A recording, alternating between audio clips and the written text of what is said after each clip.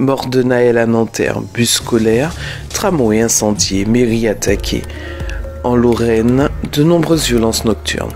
Des tensions et des dégradations ont à nouveau marqué la nuit de jeudi à vendredi dans plusieurs communes du pays, suite à la mort mardi de Naël, 17 ans, lequel a été tué par un tir de police à Nanterre lors d'un contrôle routier, provoquant une flambée de violence dans plusieurs villes de France. Le policier auteur du tir fatal a été inculpé pour homicide volontaire et placé en détention provisoire, a annoncé jeudi le parquet. Un peu plus tôt dans la journée, Emmanuel Macron avait dénoncé des scènes de violence contre les institutions et la République qui sont injustifiables, tout en considérant l'acte qui a coûté la vie au jeune homme de 17 ans d'inexcusable et inexplicable. Troisième nuit de violence consécutive entre jeudi 29 et vendredi 30 juin. Le nombre d'interpellations est en hausse, 667 personnes ont été arrêtées dans l'ensemble de la France. L'Élysée a annoncé la tenue d'une nouvelle cellule de crise ce vendredi à 13 h. C'est la deuxième en 2 jours. C'est un gros coup de filet. 13 personnes, dont 11 policiers adjoints, ont été arrêtés mardi matin 27 juin en Guyane dans le cadre d'une affaire présumée de trafic de stupéfiants en bande organisée. Les interpellations auraient eu lieu dans divers endroits. Les enquêteurs se sont notamment rendus à l'aéroport Félix-Éboué sur des sites gérés par la police aux frontières, la PAF. D'après le procureur de la République en Guyane, Yves Leclerc, cela fait suite à 2 informations judiciaires ouvertes à Créteil après l'arrestation à Orly de transporteurs de cocaïne.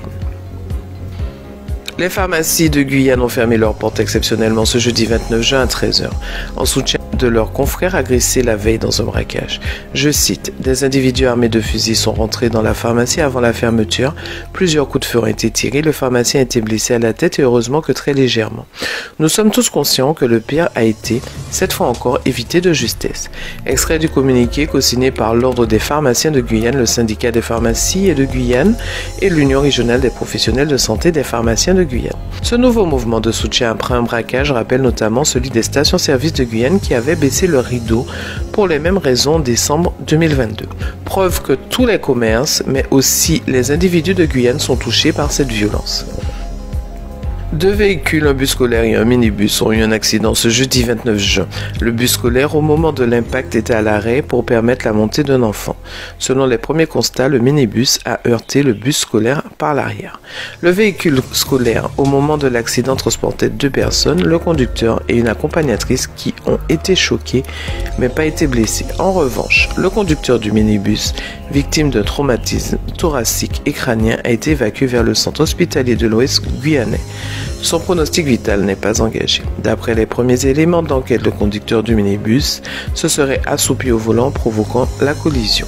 L'accident a occasionné un ralentissement de la circulation. Un système de circulation alterné a été mis en place.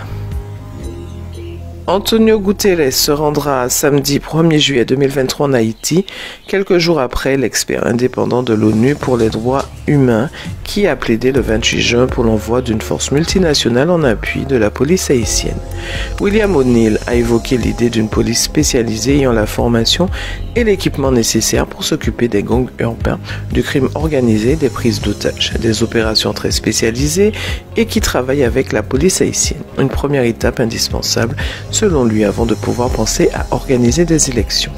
Le secrétaire général des Nations Unies devrait répéter le même message samedi, 1er juillet 2023.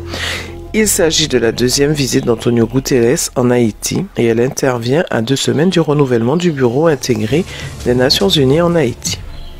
C'est la fin de ce flash, je vous remercie de l'avoir suivi, je vous retrouve demain sur Radio Mayoui.